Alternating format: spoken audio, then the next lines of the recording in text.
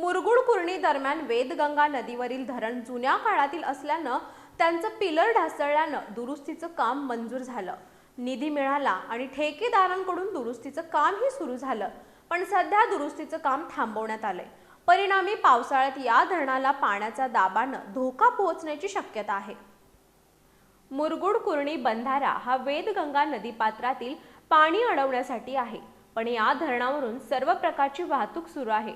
अवजड वाहनांना प्रवेश बंदच्या सूचना फलक लावूनही राजरोसपणे अवजड वाहतूक सुरू असते.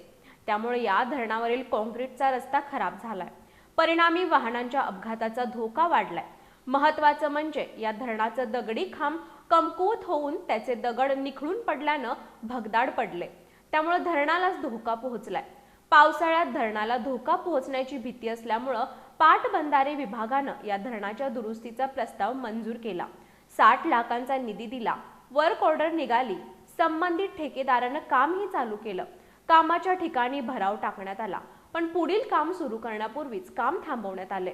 नदी पात्रात टाकलेला भराव काढून घेण्यात आलाय. धरण दुरुस्तीच्या कामाचे घोडे अडले कुठे अशी विचारणा होतीये. नादुरुस्त अवस्थेतील या धरणाला पावसाळ्यात पाण्याच्या दाबानं नुकसान पोहोचण्याची शक्यता आहेच. शिवाय या धरणावरून अवजड वाहनांसह सर्व वाहनांची वाहतूक मोठ्या प्रमाणात होत असल्यामुळं यापुढील काळात अपघाताचा धोका आहे. या होणाऱ्या नुकसानीला जबाबदार कोण असाही प्रश्न उपस्थित होतोय.